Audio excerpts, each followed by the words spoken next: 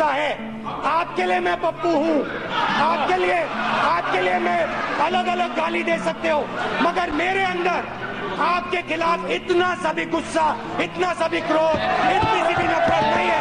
मैं कांग्रेस हूँ और ये सब कांग्रेस हैं। कुछ तो बात रही होगी इस व्यक्ति में, जो अपने आप को पप्पू कहने के बावजूद भी जो है कन्याकुमारी से लेके कश्मीर तक, मणिपुर से लेके मुंबई तक, इस यात्रा के दौरान जिस भी किसी व्यक्ति से राहुल गांधी मिलते हैं तो उसका दर्द जो है आके संसद में बताते हैं, आके संसद में एक धर्म के बारे में भी जो है बताते हैं और अलग अलग व्यक्तियों के बारे में, चाहे वो नीट के स्टूडेंट हो, चाहे वो फार्मर्स हो, चाहे वो एक मजदूरी क्यों ना हो, या फिर अपनी तीसरे बार जो है मणिपुर में जाके यात्रा करना हो, या फिर मणिपुर में जाके वहाँ पे शांति की जो है और पीसनेस की जो है बात ही करना क्यों ना हो।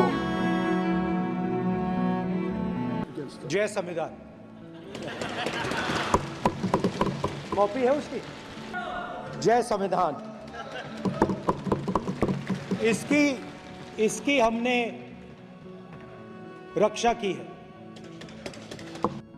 एक लीडर क्या होता है, एक लीडर ऑफ अपोजिशन क्या होता है, या फिर एक पॉलिटिशियन जो है क्या होता है, राहुल गांधी को जो है बीते कुछ वर्षों में देख के ऐसा लगता है कि एक लीडर जो है कुछ ऐसा ही होना चाहिए।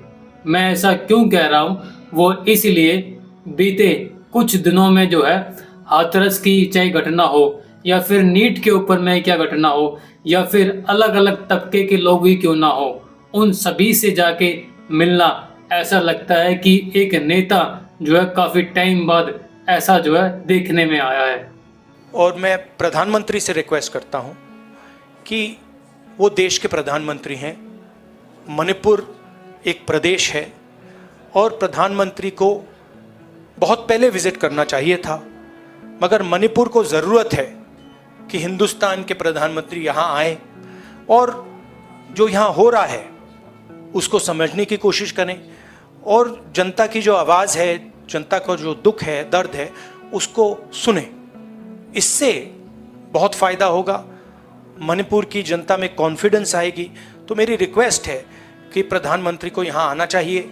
मणिपुर के लोग भी चाहते हैं, शायद पूरा देश चाहता है कि प्रधानमंत्री यहाँ आकर जनता की बात सुने। जी हाँ, आज राहुल गांधी जो है मणिपुर में थे और मणिपुर में जो है 1 साल से ज़्यादा का वक्त जो है बीत चुका है, लेकिन आज भी वहाँ पे जो कंडीशन है ठीक नहीं है, सामान्य नहीं है। हालांकि प्रधानमंत्री नरेंद्र मोदी ने इसके ऊपर में अपना बयान जरूर दिया है, लेकिन एक लीडर के तरीके से वहाँ पे अभी तक गए नहीं है। वहीं पर दूसरी तरफ लोकसभा के अंदर में ही जो है मणिपुर के सांसद अपनी क्या बात रखते हैं, आइए एक नज़र जो है हम उस पर भी डालते हैं। 60,000 people homeless is not a joke. 200 plus people died. And there has been a civil war-like situations where people are armed to the teeth and roaming around and fighting each other, defending their villages. And the Indian state is a mute spectator to this tragedy for 1 year.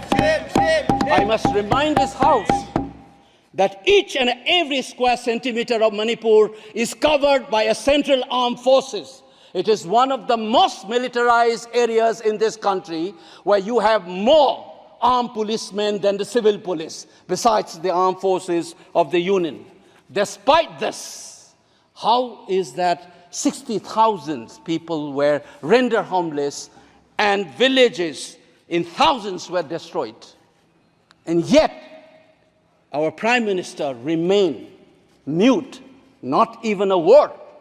And the presidential address did not even mention that. Shame, shame, shame, shame. And I said that this silence is not normal.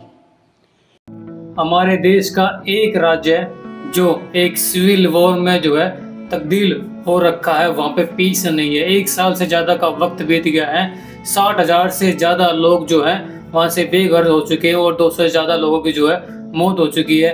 ऐसा जो है सांसद जो है अपने भाषण में जो है कुछ बातें रखी। वहीं पे दूसरी तरफ जो है राहुल गांधी के संसद में दिए गए बयान के ऊपर में शंकराचार्य का एक बयान आता है, और वो बयान क्या आता है पहले हम उस बयान पे जो है नजर डालते हैं।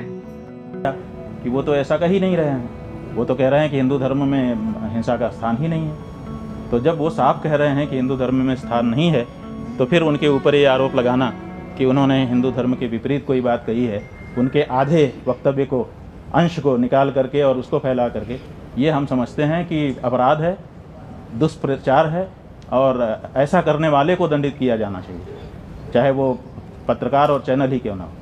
गलत है। उस व्यक्ति ने जो बात कही ही नहीं है उसके लिए उसका विरोध करना और उसके लिए उसको दोषी बनाना सही नहीं है। उन्होंने साफ कहा कि हिंदू ऐसा नहीं कर सकता, बहुत साफ कहा हिंदू हिंसा नहीं कर सकता।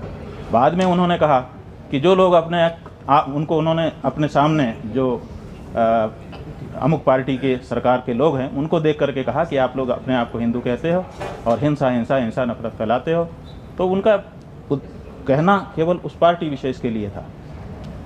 हिंदू समाज के लिए उन्होंने पहले ही, इसके ठीक पहले जो वक्तव्य दिया है उसमें हिंदू की बात कही है। तो हमने वो पूरी बात देख ली, इसलिए हमारे मन में उसके लिए कोई बात नहीं। संसद के अंदर में राहुल गांधी ने वो क्या बयान दिया था जिसके ऊपर जो है शंकराचार्य अपनी टिप्पणी कर रहे थे, और ये जानते हैं, अब हम वो सुनते हैं। शिव जी कहते हैं डरो मत, डराओ मत, अभय मुद्रा दिखाते हैं, अहिंसा की बात करते हैं, त्रिशूल को जमीन में गाड़ देते हैं, और जो लोग अपने आप को हिंदू कहते हैं वो 24 घंटा हिंसा हिंसा हिंसा, नफरत नफरत नफरत, असत्य सत्य असत्य।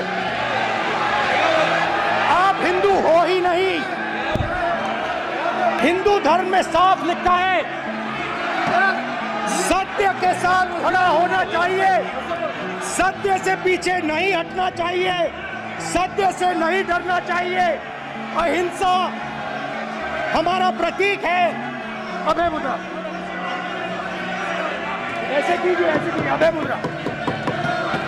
पूरे हिंदू समाज को हिंसक कहना ये गंभीर विषय है। नहीं नहीं नहीं, नरेंद्र मोदी जी पूरा हिंदू समाज नहीं है, बीजेपी पूरा हिंदू समाज नहीं है, आरएसएस पूरा हिंदू समाज नहीं है। हिंदू हिंसा नहीं फैला सकता, हिंदू नफरत नहीं फैला सकता, और बीजेपी 24 घंटा नफरत हिंसा। अब इसी बयान को लेकर के जो है गुजरात में कांग्रेस के कार्यालय के पास में जो है उनके ऊपर में जो है अटैक करता है, यानी कांग्रेस का जो कार्यालय है गुजरात में उसके ऊपर में जो पथराव करता है, वहीं पे जो है राहुल गांधी जाते हैं गुजरात में और जाकर अपनी कुछ ये बात कहते हैं। मैं आपसे यहाँ कहने आया हूँ, इन्होंने आपके ऑफिस पे आपके कार्यकर्ताओं पर आक्रमण किया है। अब आपको डरना नहीं है, डराना नहीं है। इन्होंने हमारे ऑफिस पे धमकाकर, ऑफिस को तोड़कर हमें चैलेंज दिया है। चैलेंज क्या है? गुजरात के चुनाव में मैं आपको बता रहा हूं, हम सब मिलकर इनको गुजरात में हराने जा रहे हैं। जो हमने कहा, और लिख के ले लो, कांग्रेस पार्टी की जो आत्मा है वो गुजरात के चुनाव में लड़ेगी, और नरेंद्र मोदी और बीजेपी को गुजरात में जैसे हमने अयोध्या में हराया है वैसे ही हम गुजरात में इनको हराने जा रहे हैं। कौन हराएगा? हमारे लीडर हराएंगे, हमारे बब्बर शेठ टाइगर हराएंगे।